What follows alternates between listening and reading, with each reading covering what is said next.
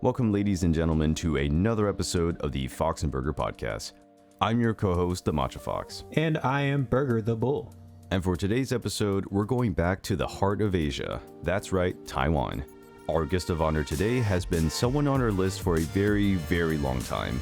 He's yellow, he's a cat, you guessed it, it's JC, the yellow cat from Taiwan. JC has been in the fandom for almost 20 years and is the current con chair of Infurnity, the largest fur con here in Taiwan. Today we'll be asking him questions about Infurnity and Taiwanese furries overall.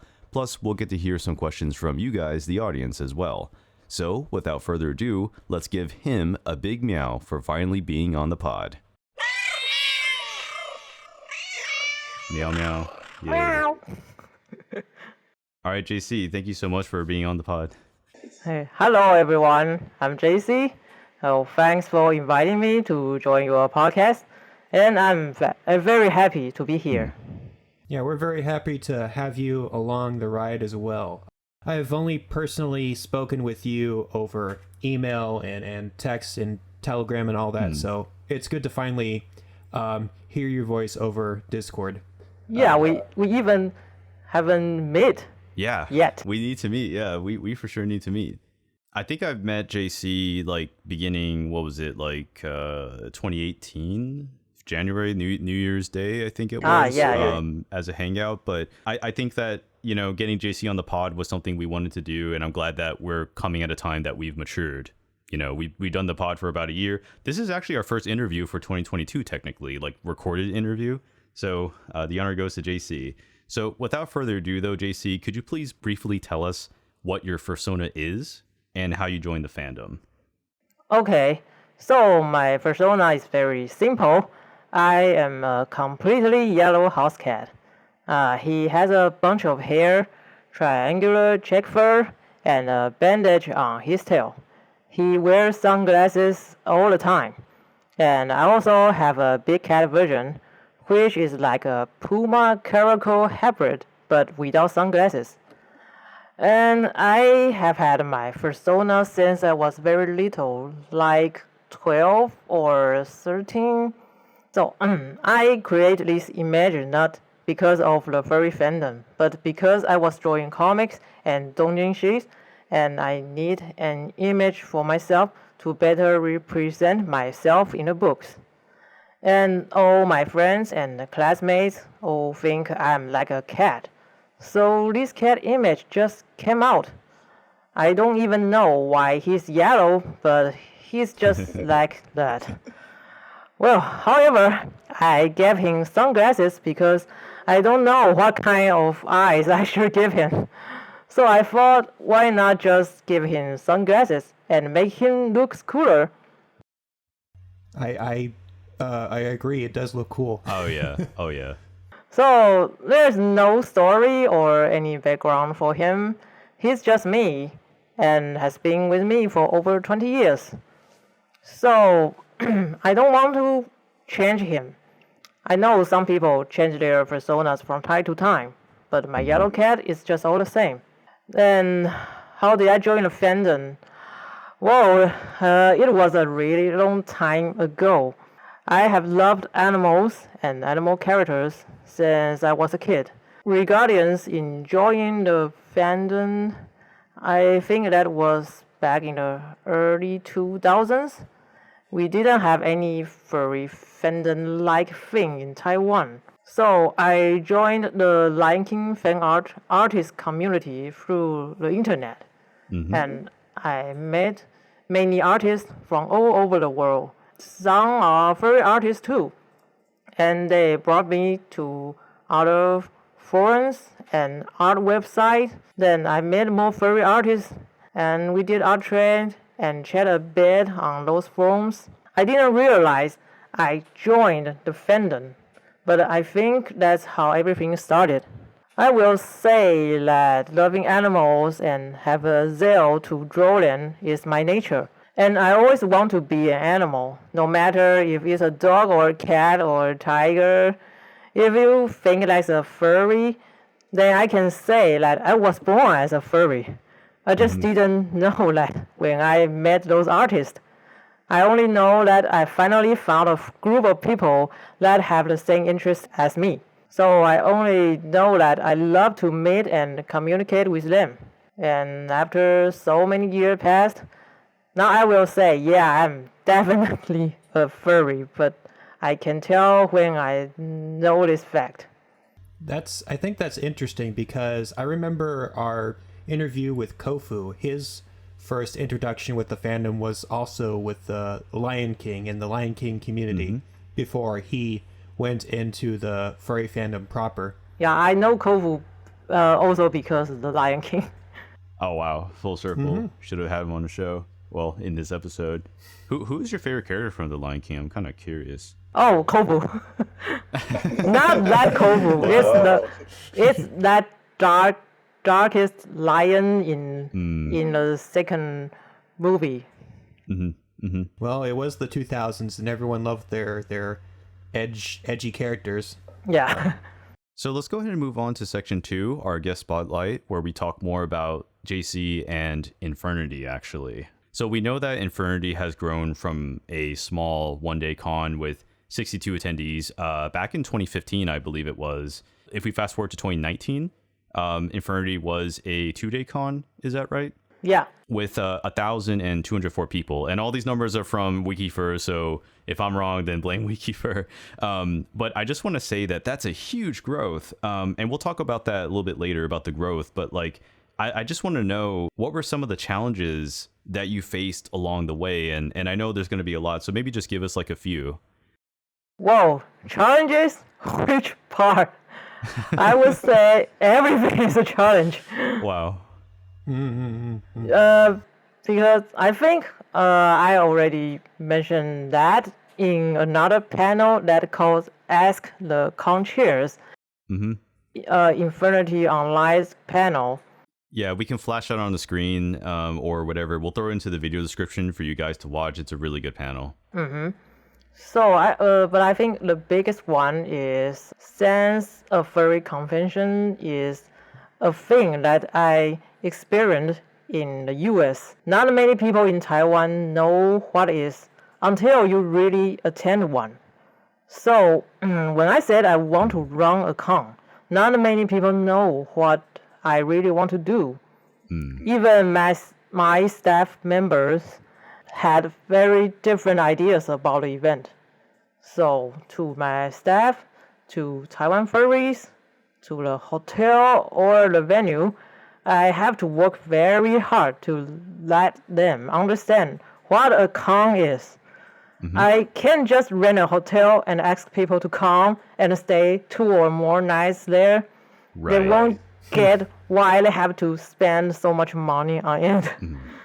I have to start everything from small, then slowly up to big. And it took so many years to actually make a real FurCon come true. So I could say more about this topic actually, but it may take too much time. So we can move on to the next questions. Sure. Right, yeah. So I'll bring up some more numbers as well. For comparison, in the US, it's closer to 330 million people, where over in Taiwan, it's more like 23 million. Yeah. Because of this, and because of how many furries there are in the US versus how many there are in Taiwan, did you ever feel like maybe there weren't enough furries in Taiwan to justify having this event? Yeah, I know Taiwan is not big, and the number of Taiwanese furries is of course much less. That's why when I started Infurnity, I didn't plan on making it big. I found a place that only needs 50 people to join, and we will cover the cost. And later on, we moved to a real hotel until Infurnity 2017, which was our third Infurnity. And that's all because I knew we needed more attendees to make that happen. But I always believe we will have enough people to make things bigger. It just takes time. Yeah, definitely. That reminds me of when I was first going to Texas Furry Fiesta and how many hotels it changed and how many venues it went through. And that one started back in 2009. And then it just grew and grew until it's over in the downtown Dallas area in like one of the biggest hotels right next to a pretty cool little landmark. And how many people do they have nowadays for, we're talking about TFF, right? How many people, like 5K? I want to say 5 or 6K, close, more than 5,000. Yeah. I believe even though there are so many different furry conventions around the world, even in the US, each of them has something that makes it specific, something that makes it unique, something that would make you want to choose one over the other. So what do you think Taiwan's specialty would be? What makes Infurnity unique, basically? I actually don't know. That's why I asked you, Michael, to do that. Well, interviewed with other attendees from aboard. We can flash it on the screen again. Yay, for self-promotion. Yeah, all right. Yeah, I always wonder why people keep coming back again. So Infernity is kind of like my idea of bringing the experience that I had in other furcons back to Taiwan. So what we do is just very similar to other furcons. I believe most furcons learn from each other as well. Right. So it's hard for me to pick just one or two that make us unique.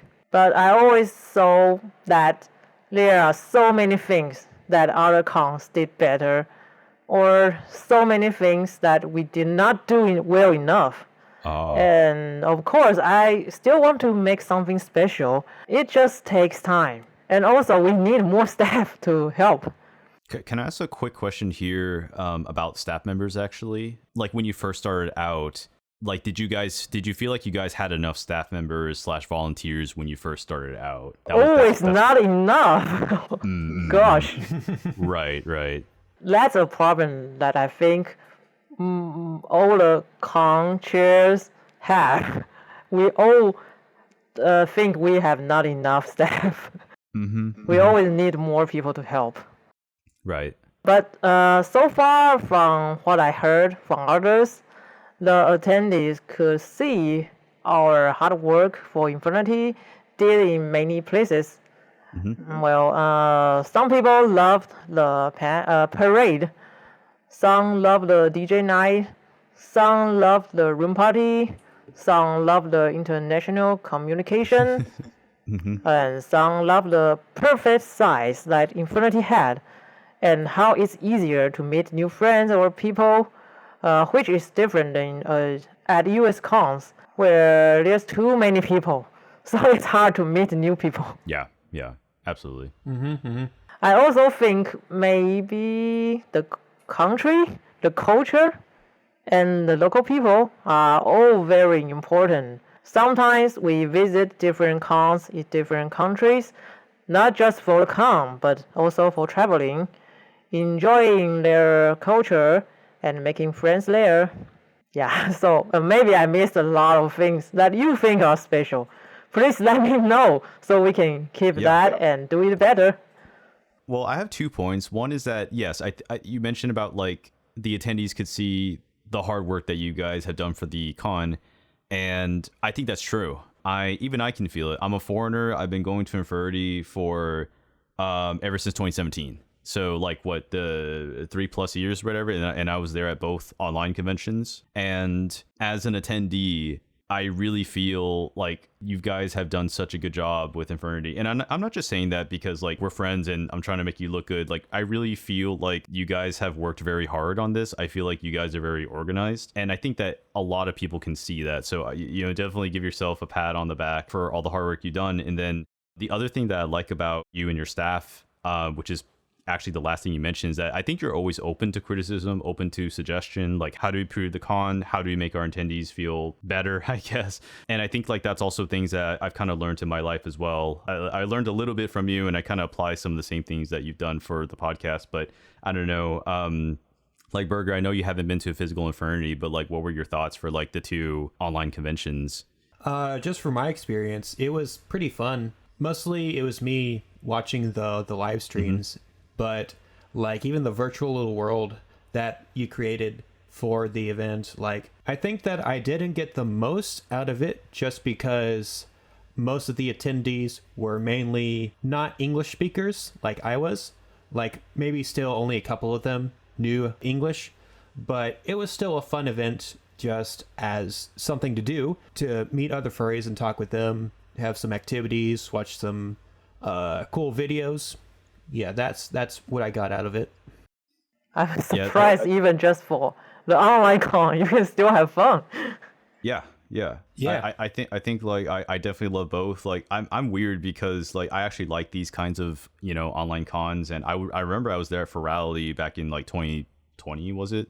The year of COVID, and I liked it. And then of course for Infurnity Online 2.0, you asked us to do the panel, which we put a lot of hours into, and I had a lot of fun with it as well. So if we count the two online conventions and we add them to like the physical conventions, technically Infurnity has been running for 7 years, if my math is correct. That's kind of a long time, I would say. Yeah. And so how do you feel about that though? Like, have you ever imagined yourself like running a con for that long, but then not only just that, but then also like gaining so many attendees? Well, you know what? When I made the first Infurnity happen, I just planning to run for like 3 years. And then and I planned on handing it over to someone else. Wow. I never expect that I would do this as a life career, but every year I will find things that we can improve. I get more ideas that I want to make. Then the time that I spend on them become longer and longer. Then I know I can't leave to someone else just like that. Now it's like one of the biggest things to me every year. As for the attendees, well, I always worry whether or not we will have enough attendees every year. I'm very surprised the attending numbers increased that fast each year. Right. It seems unusual for most cons, but I don't know why. But the attending is the main rule, the very basic part of the con. And we can't make a con if no one comes. So I'm still grateful for all the attendees and sponsors. Yeah. I just don't know why they increased that fast. 1,000, man. That was so amazing. 1,000 people for Infurnity 2019. Yeah. Congratulations. Oh, thank you. So, going back to the online conventions, what do you think are some pros and some cons for hosting an online event? What are some benefits and what are some disadvantages? I have to say the online event was the only option that we had because of this COVID pandemic.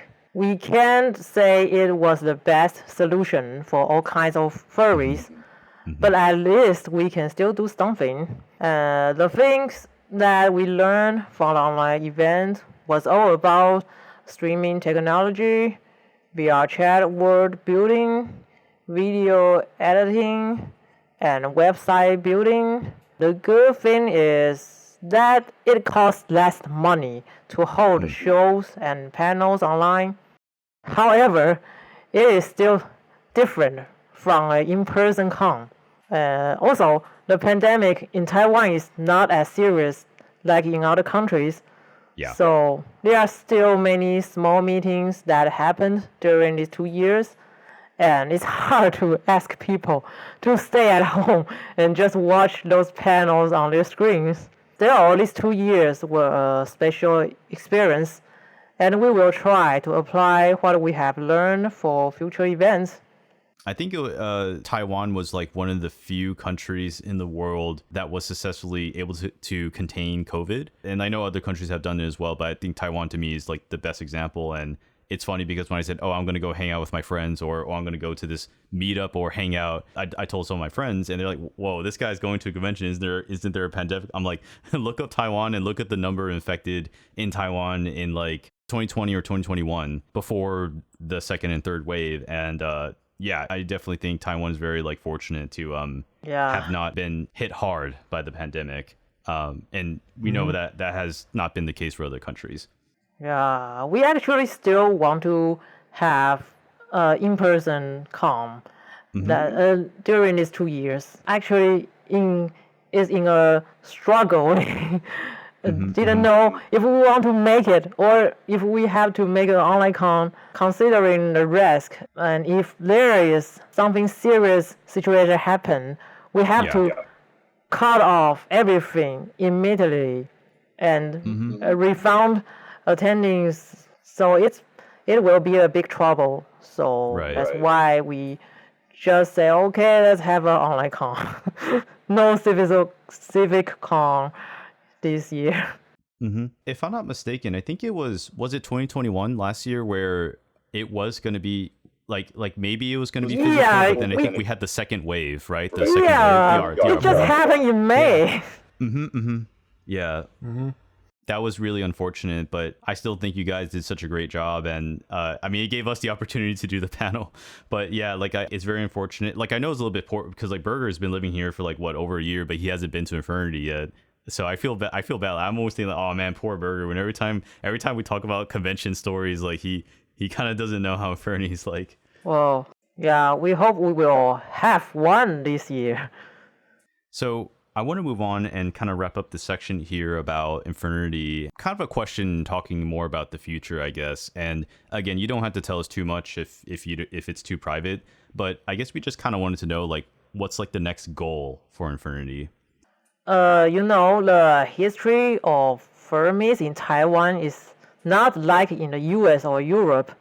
We start to have small furries basically because of fursuits. People got fursuits, so we went out, hang out, took photos, stuff like that. So when there is a fur con taking place at a hotel, local furs would usually think that's an event for fursuits. And those didn't have a suit or who aren't interested in fursuits would not join it. But I want to make a con for all types of furries, not just for fursuits. But yeah, we have many events for fursuiters, but I also want to add different kinds of activities for non-fursuiters. So as I said, it takes time and needs more staff to help.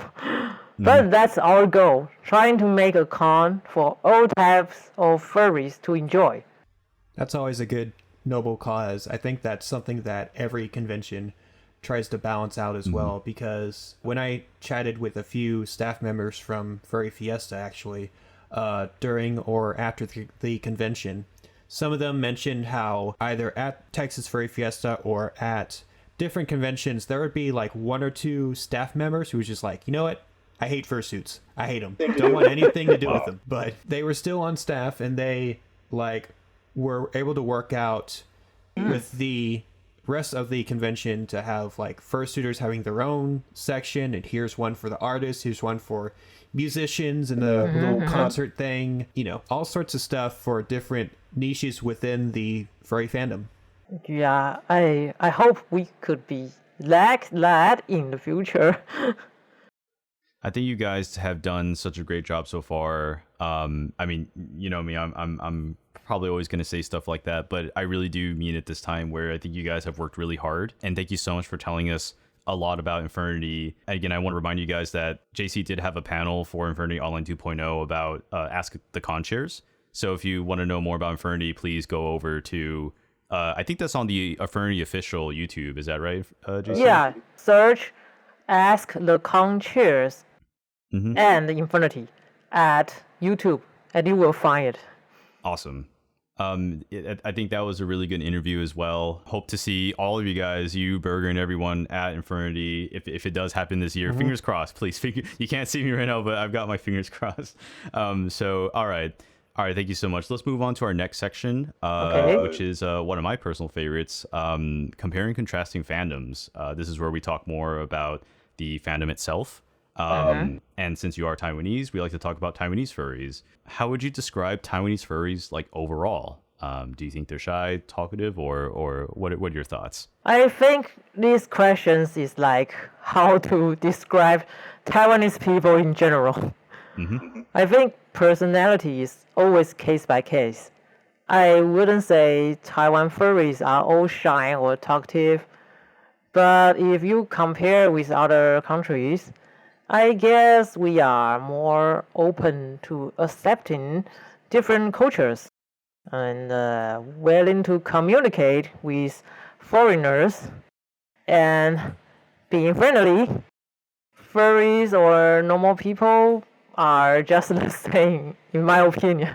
Wow. Yeah, what do you think? I mean, I'm sorry. you live in Taiwan for so many years. What do you think?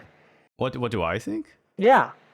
Well, I might have preemptively answered it, but I still kind of think that Taiwanese furries are a little bit shy. Overall, the way we communicate for sure is a little bit different compared to furries in the West. It's so hard to put in words, in my opinion. You know, I think it's hard to put in words. Like I couldn't come to you and like show you specific examples. I guess like it would just have to happen. Like I would just have to like bring some like American furs and Taiwanese fur together and see how they talk, because I just can't think of like the specific examples.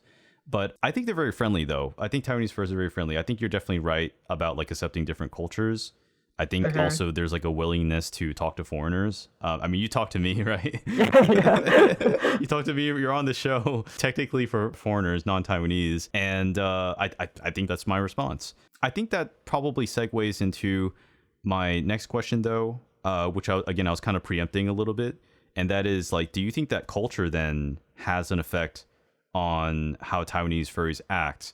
And I'm always so curious about this, like the intersection between like being a furry and being, I don't know, being a Taiwanese person or being an American, because I think like in the US, it's common for people to be direct. I just feel like that's something I hear all the time. And matter of fact, I'm a direct person. I know, and Berger can tell you that. And Oh yeah, definitely.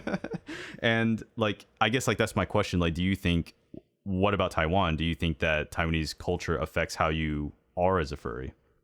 I think there's no difference between regular people and furries in general if you see it from a wider view. So if you think US people tend to be direct and Taiwanese people are not so direct, yeah, this may be the case for furries more or less. But if we just focus on furries and regular people in Taiwan, I think most young furries may not have enough self-confidence. They may feel embarrassed if others know they are furries. So they desire to find friends in the fandom. At the same time, they may get hurt or mad easily if they have troubles in their fandom friendships, because they value their friends so much. I'm not talking about everyone actually, and this may also happen to many teenagers too. But just according to what I have seen, I think young furries care a lot about their social community. Some people buy fursuits just only because they want to be popular. But I'm not sure if that is also a phenomenon in other countries. I may be wrong too. That's just my point of view.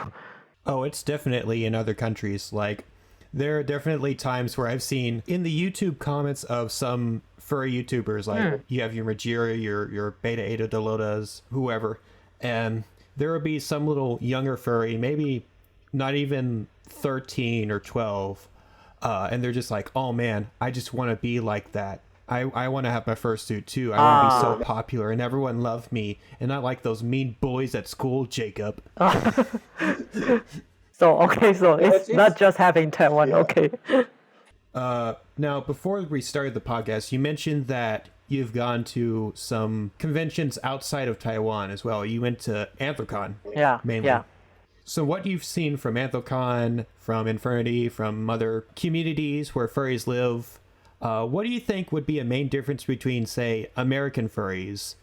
Since you've been to Anthrocon, let's just use American furries as an example. What are differences between furries there and then the Taiwanese furries? Oh, well, I think the biggest difference is I have seen a lot of crazy things that you can't even imagine that happen in US cons. I also have read some very strange con rules, so you may get what actually happened in the past. So I guess it's lucky that Taiwanese furries, or I think I should say furries in Asia, are not that crazy. At least they won't throw the hotel TV out of their room windows, or only wear diapers running around. So maybe we are less creative and being all free than US furs, but on the other hand, there were fewer problems and chaos during the con. JC has seen some stuff. Yeah, I guess in the West, even in the furry fandom, there is more of a prominence of individuality and being one true self, and sometimes that does lead to situations where some people get a little bit too selfish or antisocial compared to like how they should be acting, I guess. I've only been to like one. I want to jump in. I've only been to one US con, and that was TFF in 2019. So I want to mention, JC, like, I'm an American furry, but actually I've been to Infurnity more than TFF, even though I'm from Texas. And so like I haven't seen the crazy stuff. So I know JC has, but man, I have not experienced the crazy stuff. Well, I didn't really actually saw super crazy thing, but I heard a lot, and you can search a lot on Twitter. Yeah.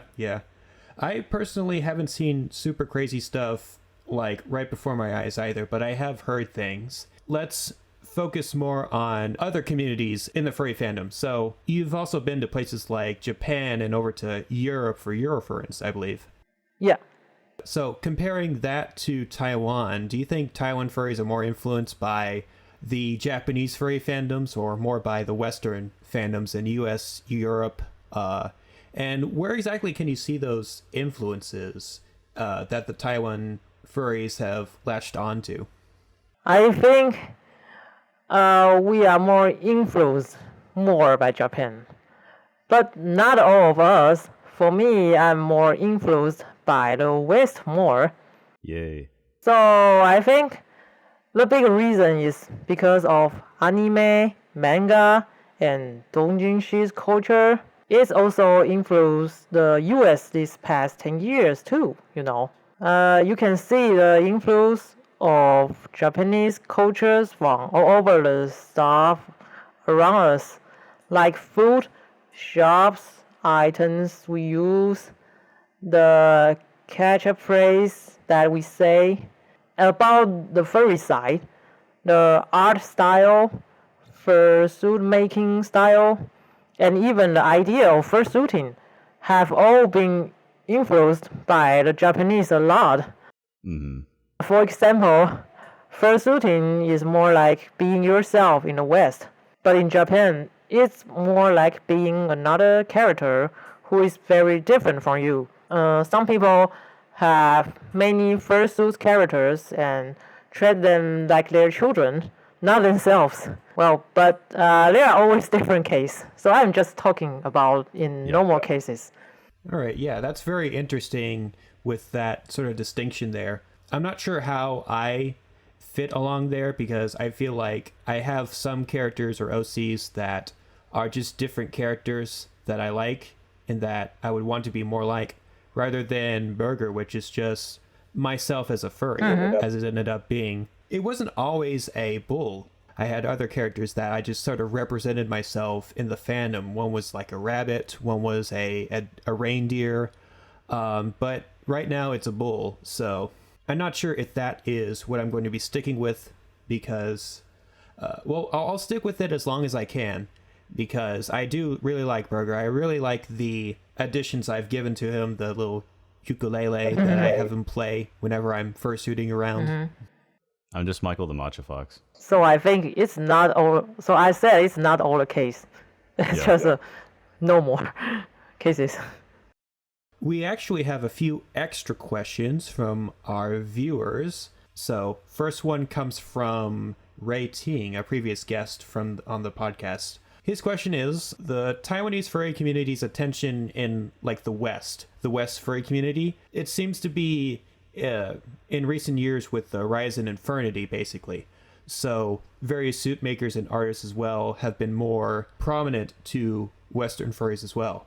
However, the furry fandom in Taiwan is not necessarily new. It's not like a new fandom. I think we've had some guests before in other parts of Asia where the furry fandom has been more new. It's only been really active for about 10 years or so. But what were the early days of furry in Taiwan like? Basically, when did it start? Wow, that's a long story. In the early years, we only communicate via website and forums. That was around, I think, 2003 to 2006. I also had a Lion King fans forums and another one for furries. There might have been some other people that are active in other places like Blood or something. But I guess most people just hang out in those forums. And most of what we did was just showing our art, chatting, discussions, furry topics. I think with the rise of things like Telegram and Discord and other instant messaging apps, Facebook, where you can just create a small community or server for yourself, those have basically replaced the forums, you know? Yes. So I have made 2 forums, one for Lion King and one for furries. So then I think it's around 2008. Then a few people start to make fursuits by themselves. And we had a few fursuiters, but less than 10. And most are self-made. And they will hang out in the holidays or help for pets charity. Then my friend and I made my very first fursuit that year too. And I also got my clockwork suit in 2009. So I'm also one of those very old fursuiters in early years.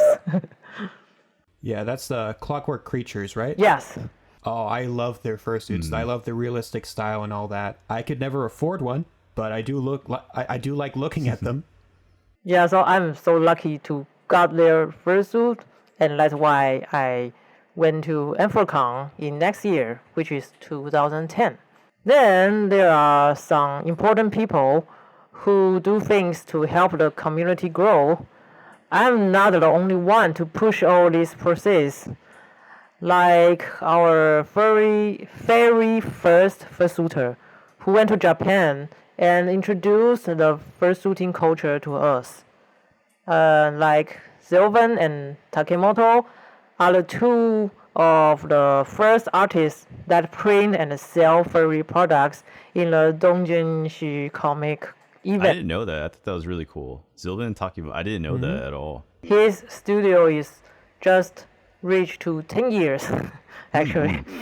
Nice. Wow.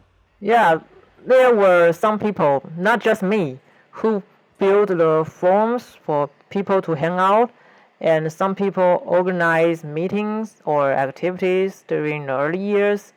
So everything came from small-scale activities or ideas, or started from a few people. There might have been less than 100 furries in the early 2000s, but I guess we have maybe 3,000 to 5,000 furries now. But this number comes from no evidence. It's just my guess. Huge growth. Very huge growth. Yeah, so everything just start from small. It was probably like when you started out being a furry in Taiwan, I'd imagine that you probably knew a lot of people's names, but then it grew to a point where you just couldn't memorize everyone's name anymore because there's just too many new people joining. Yeah, I I didn't know those new people, those young furries, but I do know a lot of old faces. Well, some people, they didn't active in the fandom anymore, but if there is still people activity from the old time to now, I almost know him. Right. Even watching them, growing up from little kids to someone starting to work, like watching a child growing That's why up. I always say like you're like the OG, one of the OG Taiwanese furs. Do you know what that means?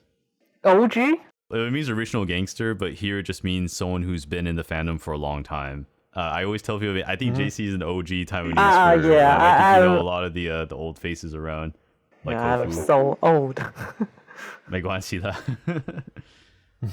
Yeah, we just have one other question from Ray. Thank you, Ray, for these questions. And I also want to say to the other audience members, like, we've picked Ray's questions, but technically there are other questions that were asked that JC answered in the was Ask the Conchairs panel.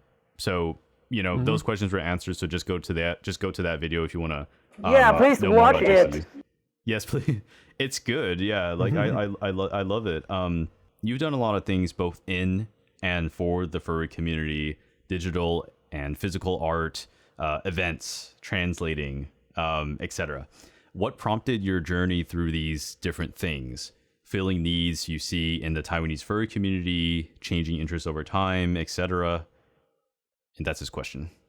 Okay, so besides doing art and making website, I never knew I would be interested in those things. I just hang out in the Western furry fandom and wondered why there's no such thing in Taiwan, like forums, art website, conventions, and so on. So I just try to bring these things back to Taiwan. And I think the big belief to push me doing all these things is to feel how lucky and special I am to be a furry. I have to explain what's that mean. Well, my family members and all of my school friends are just regular people. Yeah. I saw them graduated, get a job, get married, have kids, and just live like a normal human. And I don't want a life like that. It's so boring. I had a few years living like that. I went to work in a company, did something that I am not interested in, and my work was drawing as well, but I feel like a ghost when I got off work. That time, there was no goal in my life, just making money and living. But being a furry sometimes made me look at things from a different point of view. I noticed that what I see and what I think is different from these people. Sometimes I even feel that there is a cat soul in my body. And my parents are kind of open, should I say. They give me freedom and choices for my life.